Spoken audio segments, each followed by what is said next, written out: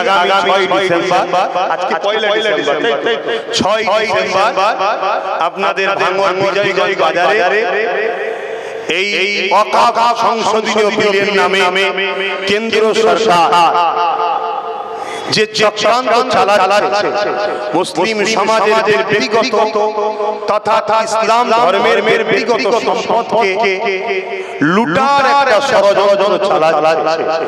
এই ষড়যন্ত্রকে ব্যর্থ করার জন্য এবং আমাদের ঈমানি দায়িত্ব কর্তব্য আল্লাহ দ্বীনের পক্ষে আছি এই ঘোষণা দেওয়ার জন্য এবং আপনাদের ঘরে সজাগ করানোর জন্য আমি বিজয়গঞ্জ বাজারে 6 ডিসেম্বর ডাক দিয়েছি।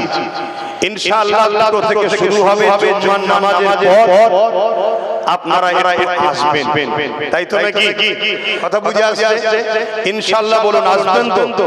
আল্লাহকে সাক্ষী রেখে বলুন, হাত লম্বা করে তুলুন, বলুন ইনশাআল্লাহ।